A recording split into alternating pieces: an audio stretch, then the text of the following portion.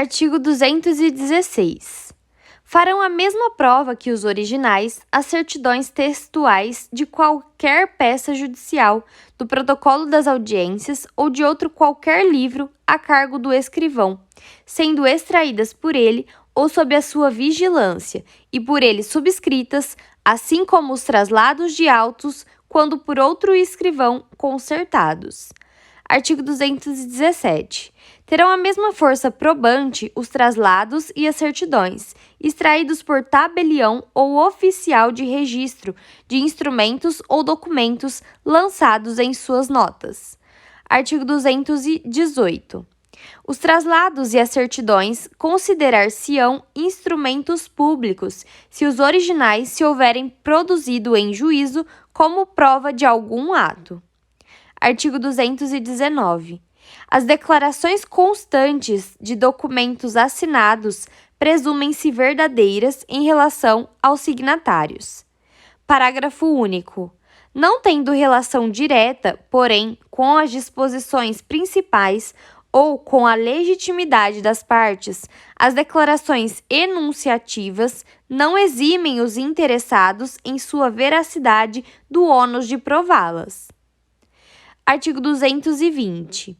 A anuência ou a autorização de outrem, necessária à validade de um ato, provar-se-á do mesmo modo que este e constará, sempre que se possa, do próprio instrumento. Artigo 221. O instrumento particular, feito e assinado ou somente assinado por quem esteja na livre disposição e administração de seus bens, prova as obrigações convencionais de qualquer valor, mas os seus efeitos, bem como os da cessão, não se operam a respeito de terceiros, antes de registrado no registro público. Parágrafo único. A prova do instrumento particular pode suprir-se pelas outras de caráter legal.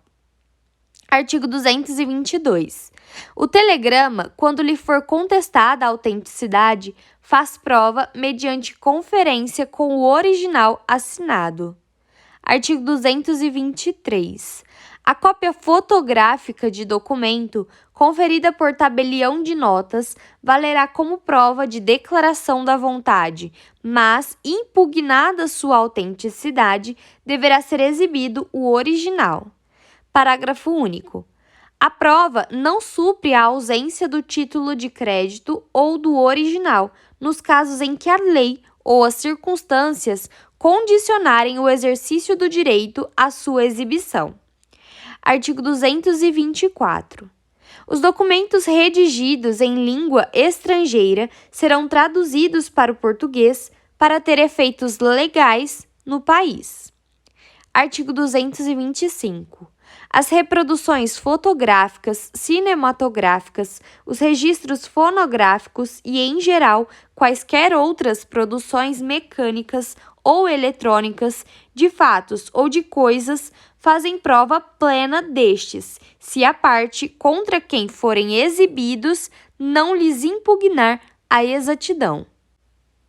Artigo 226.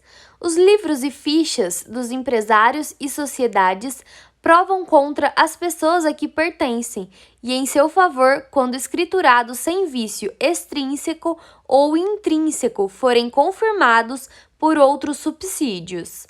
Parágrafo único. A prova resultante dos livros e fichas não é bastante nos casos em que a lei exige escritura pública ou escrito particular revestido de requisitos especiais e pode ser ilidida pela comprovação da falsidade ou inexatidão dos lançamentos. Artigo 227 revogado. Parágrafo único. Qualquer que seja o valor do negócio jurídico, a prova testemunhal é admissível como subsidiária ou complementar da prova por escrito. Artigo 228. Não podem ser admitidos como testemunhas: 1. Os menores de 16 anos, 2 e 3 revogados. 4. O interessado no litígio, o amigo íntimo ou o inimigo capital das partes.